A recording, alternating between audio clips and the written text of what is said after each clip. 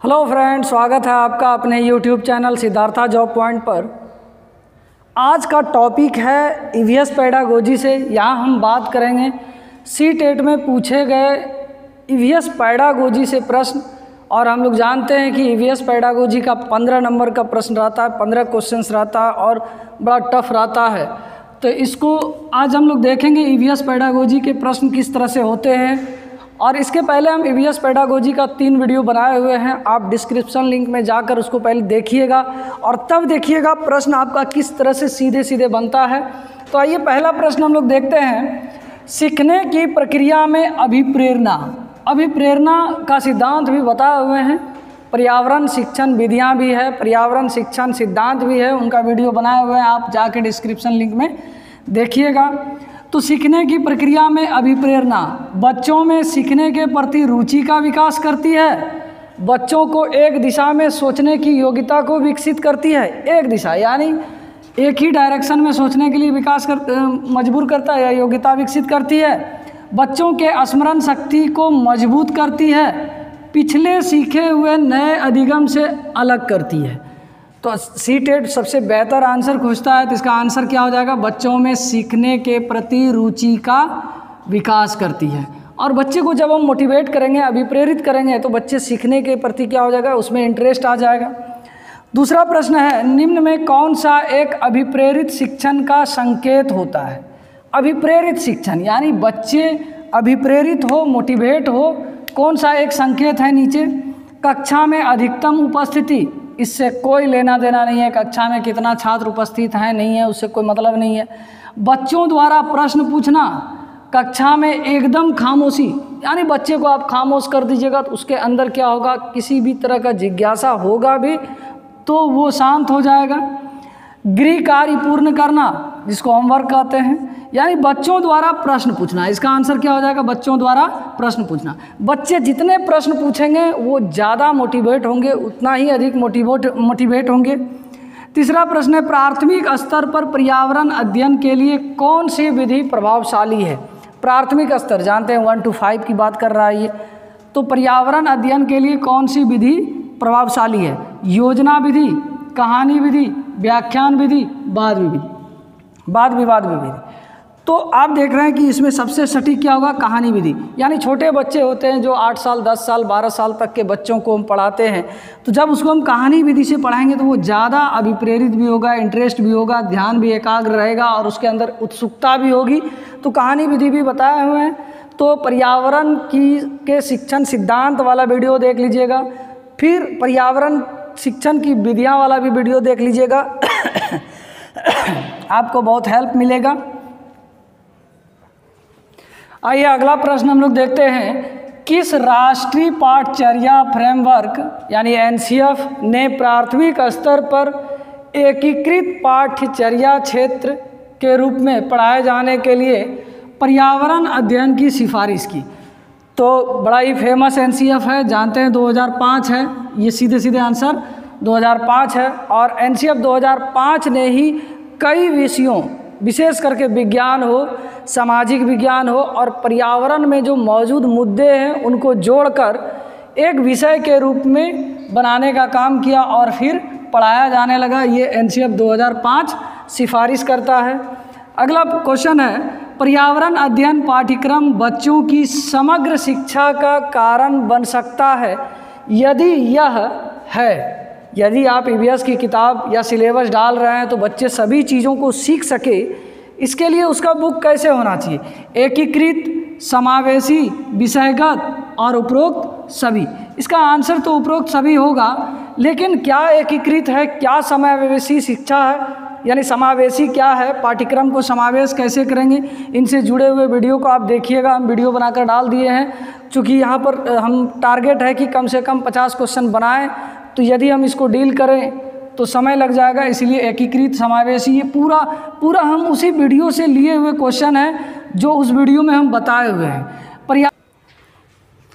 अगला प्रश्न है, पर्यावरण अध्ययन की पाठ्य पुस्तक में प्रयुक्त भाषा, ये ईवीएस की पुस्तक जो होगी उसकी भाषा कैसी होनी चाहिए? ये एनसीएफ 2005 कहता है कि भाषा ऐसी होनी चाहिए जो परिभाषा पर बॉल न दे, शब्दावली न रटाए।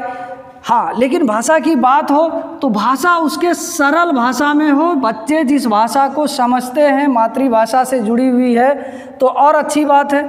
तो इससे ये भी वीडियो में बनाए हुए हैं, आप देखिएगा। परिभाषा पर बल देते हुए औपचारिक बनाया जाए, परिभाषा की बात किया गलत। तकनीकी और औपचारिक होनी चाहिए, ये भी गलत। तकनीकी क्या है? टेक्नोलॉजी, यानी टेक्निक नहीं होना चाहिए। बच्चों की दिन प्रतिदिन की भाषाओं से संबद्ध होनी चाहिए, ये वाला आंसर होगा। यानी बच्चे का भाषा क्या होना चाहिए? जो दिन प्रतिदिन वो प्रयोग करता है। यदि उस भाषा में कोई भी पुस्तक होगी, सिर्फ ईवीएस ही नहीं, कोई भी पुस्तक होगी, तो जो कंटेंट है किसी भी चैप्टर में या किसी भी पुस्तक में, उस कंटेंट को वो अच्छी तरह से समझ पाएगा। अगला क्वेश्चन है, राष्ट्रीय पाठचर्या की रूपरेखा 2005 के अनुसार निम्नलिखित में से कौन सी एक पर्यावरण अध्ययन की विषय वस्तु या थीम है? ये भी वीडियो बनाए हुए हैं, आप देखिएगा कि एनसीएफ 2005 6 विषय वस्तु को जोड़ता है। 6 वो बताए हुए हैं। आप जरा गौर करके वीडियो को एक बार देखिएगा, देखे हुए होंगे तो आपको याद होगा कि उसमें 6 विषय वस्तु में से एक भोजन है, तो भोजन आंसर हो गया। आइए अगला प्रश्न देखते हैं। पर्यावरण अध्ययन पाठ्य पुस्तक की विषय वस्तु में क्या होना चाहिए, किस तरह का होना चाहिए? ये हर बार 2-4 प्रश्न यहाँ से, मिनिमम 2 और मैक्सिमम 4 प्रश्न यहाँ से रहता है, जो अपना लॉजिक लगाना है। और लॉजिक क्या, ये तो पर्यावरण अध्ययन का आपको यदि पैडागोजी वाला वीडियो देखेंगे तो इसमें स्पष्ट दिखेगा। पहला, परिभाषाओं और व्याख्यानों को दूर रखा जाना चाहिए। दूसरा है, बच्चों को प्रश्न करने और खोज का मौका मिलना चाहिए। रटकर सीखने को हतोत्साहित करना चाहिए। बच्चों को केवल लिखित जानकारी मिलनी चाहिए या देनी चाहिए। कह रहा है कि विषय वस्तु में, पाठ्य पुस्तक की विषय वस्तु में क्या नहीं होना चाहिए। अब क्वेश्चन है, सही विकल्प चुने। कौन सही है? कौन सही है? क्या यह सही है? बात सही कह रहा है कि ईवीएस का किताब जो होना चाहिए उसमें परिभाषा और डिफिनेशन वगैरह नहीं होना चाहिए। तीसरी बात है क्या? दूसरी बात, बच्चों को प्रश्न करने और खोजने का भी मौका मिलना चाहिए। बच्चे अधिक से अधिक प्रश्न करें, कुछ खोज करें, ये होना चाहिए, ये भी सही है। दूसरा, रटकर सीखने को हतोत्साहित करना चाहिए। बच्चों को केवल लिखित जानकारी दी जानी चाहिए। देखिए, बच्चों को केवल लिखित जानकारी नहीं देनी चाहिए, ये तो गलत है, लेकिन अक्सर लोग इसको भी गलत मान लेते हैं, लेकिन ये गलत नहीं है। देखिएगा, सेंटेंस पूरा पढ़िएगा, सेंटेंस से अर्थ निकालिएगा। रटकर सीखने को हतोत्साहित करना चाहिए। उत्साहित लिखता तो ये गलत होता है ये सेंटेंस, लेकिन क्या है? हतोत्साहित है। यानी कह रहा है कि ईवीएस की किताब का जो विषय सूची है उसको रटकर सीखने को हतोत्साहित करना चाहिए। यानी ये रटकर सीखने को प्रेरित नहीं कर रहा है, उत्साहित नहीं कर रहा है। तो ये भी क्या है? सही है। तो इसका आंसर हो गया 1, 2 और 3। देखिए किस में है? 1, 2, 3 इसमें है। अगला प्रश्न है, पर्यावरण अध्ययन की प्रकृति निम्नलिखित का समर्थन नहीं करती है। नहीं करती है। पर्यावरण अध्ययन की प्रकृति किस तरह की होनी चाहिए? इसमें एक गलत पूछ रहा है, कौन नहीं है? बच्चों को करके सीखने का अवसर मिले, ये बात सही है। बच्चों को खोज करने के लिए पर्याप्त स्थान मिले, खोज करने के लिए भी पर्याप्त स्थान मिले, तो ये भी सही है। बच्चे कम गलतियां करें, बच्चे बहुत से प्रश्न पूछे, बच्चे को प्रश्न पूछने का भी मौका दिया जाता है ईवीएस के द्वारा। और एनसीएफ 2005 कहता है कि बच्चे बहुत से खूब प्रश्न करें, तो ये भी सही है। तो इसका आंसर क्या हो जाएगा?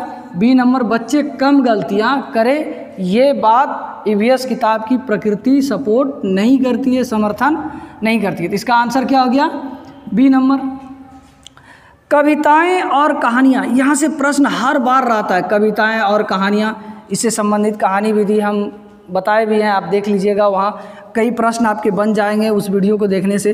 कविताएं और कहानियाँ पर्यावरण अध्ययन की अंतर वस्तु को पढ़ाने में प्रभावशाली है। यानी ईवीएस में जो चीज़ें हैं उस चीज़ को यदि हम कहानी और कविता के माध्यम से पढ़ाएं तो क्या प्रभावशाली हो सकता है?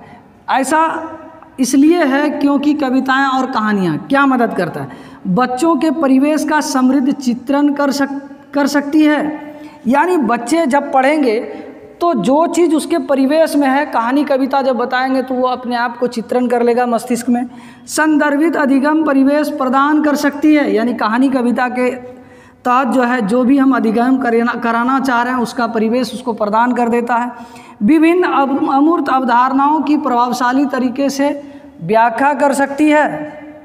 सृजनात्मकता एवं सौंदर्य बोध का पोषण कर सकती है। देखिए, सृजनात्मकता, बच्चे को जब हम कहानी कविता बताएंगे तो उसके अंदर सृजनात्मकता, सौंदर्य बोध ये सब होगा। बच्चे परिवेश का समृद्ध चित्रण कर सकेगा। संदर्भित अधिगम, जो अधिगम कराना चाहते हैं उसके लिए वो परिवेश प्रदान कर भी देता है। लेकिन ईवीएस में अमूर्त अवधारणा नाम का कोई चीज़ नहीं है, याद रखिएगा। ईवीएस जो प्राथमिक स्तर के बच्चों को पढ़ाना होता है उसमें अमूर्त अवधारणा नहीं बल्कि मूर्त अवधारणा। यदि हम अ मिटा दें, मूर्त कर दें तो ये सेंटेंस भी सही हो जाएगा। तो अब देखिए आपका सही हो गया 1, 2 और 4। तो ऑप्शन आइए यहाँ, ऑप्शन पर 1, 2 और 4, ऑप्शन नंबर ए हो गया आपका आंसर। आइए अगला प्रश्न देखते हैं हम लोग। पर्यावरण अध्ययन की अंतः विषयी प्रकृति पर्यावरणीय मुद्दों को डैश द्वारा संबोधित करती है। बार बार बोल रहे हैं कि वीडियो जो ईवीएस का पेडागोजी वाला देखे होंगे ना, सॉलिड आंसर आपका बनेगा। तो पहला है विज्ञान, सामाजिक विज्ञान और पर्यावरण शिक्षण की विषय वस्तु और पद्धतियों के प्रयोग। विज्ञान और सामाजिक विज्ञान की विषय वस्तु और पद्धतियों के प्रयोग, सामाजिक विज्ञान और पर्यावरण शिक्षा की विषय वस्तु और पद्धतियों के प्रयोग, या विज्ञान की विषय वस्तु और पद्धतियों का प्रयोग। बार बार बोल रहे हैं कि एनसीएफ 2005 क्या करता है, इन्वायरमेंटल स्टडीज़ यानी पर्यावरण अध्ययन की पुस्तक के अंतर्गत 3 विषय वस्तु को लेकर किताबें बनाई जाती है। विषय वस्तु जैसे विज्ञान, सामाजिक विज्ञान और पर्यावरण शिक्षा। तो इसका आंसर ए हो गया आपका। अगला प्रश्न है, प्राथमिक कक्षाओं में पर्यावरण अध्ययन के लिए निम्नलिखित सभी उपागमों का अनुपालन करना चाहिए केवल इसे छोड़कर। यानी ये 3 चीज़ है जो उपयोग करना चाहिए और एक चीज़ है जो उपयोग नहीं करना चाहिए। अमूर्त से मूर्त, सरल से कठिन, स्थानीय से वैश्विक और अमूर्त से मूर्त की ओर। तो किसका प्रयोग करना चाहिए? सॉरी, इसमें मूर्त से अमूर्त होगा, अमूर्त। तो अमूर्त पहले बच्चों को हम मूर्त चीज़ें पढ़ाएंगे तभी हम अमूर्त। सरल से कठिन, यानी ये वाला गलत हो गया, ये वाला सही है। स्थानीय से वैश्विक, जब हम ईवीएस पढ़ाएंगे तो जो स्थानीय चीज़ है, लोकल चीज़ है, जो उसके पर्यावरण में जो चीज़ें हैं उसको बताएंगे स्थानीय, तब हम वैश्वीकरण करेंगे यानी विश्व से जुड़ी हुई चीज़ों के बारे में बताएंगे। तो ये भी सही। मूर्त से अमूर्त और ये भी समी, यानी मूर्त चीज़ें वो हुआ जिसे हम छू सकें, देख सकें। तो बच्चों को पहले मूर्त चीज़ें तब अमूर्त चीज़ें। तो इसका आंसर क्या हो जाएगा? यानी 1, 2, 3 और 4 सही है। तो ये वाला तो गलत हो गया, ये वाला गलत हो गया, ये गलत हो गया। 2, 3 और 4 ये वाला सही हो गया, डी नंबर।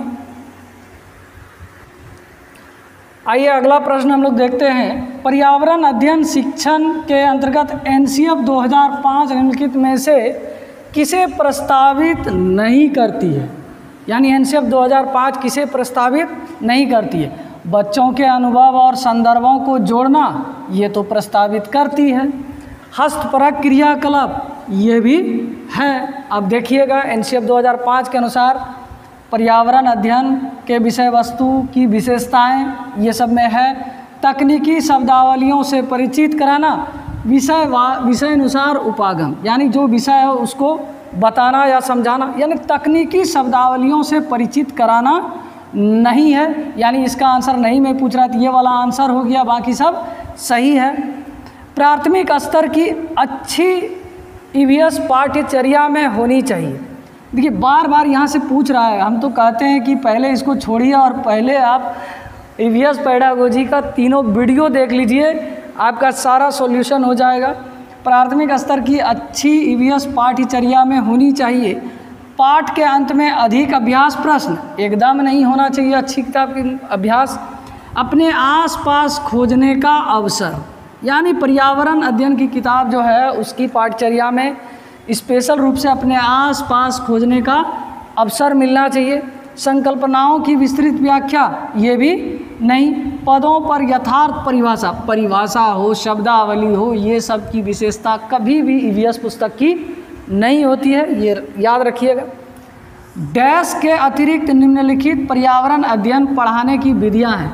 देखिए एक वीडियो है पर्यावरण शिक्षण की विधियां, उसमें पर्यावरण शिक्षण की जितनी भी विधियां हैं, मॉन्टेसरी विधि हो, खेल विधि हो, किंडरगार्टन विधि हो, कहानी विधि हो, सारा विधि हम उसमें डिटेल से बनाए हुए हैं। तो कौन सी विधि नहीं है? व्याख्यानों के द्वारा स्पष्ट करने, समस्या समाधान विधि भी है, निर्देशित खोज जिसको हम लोग अन्वेषण विधि भी कहते हैं, तो ये वाला भी है। सहयोगात्मक विधि या सहयोगात्मक अधिगम, इसको हम लोग समुदाय विधि भी कहते हैं, तो ये भी है। इसमें कौन नहीं है? ये वाला नहीं है। इसका आंसर क्या हो गया आपका ए नंबर।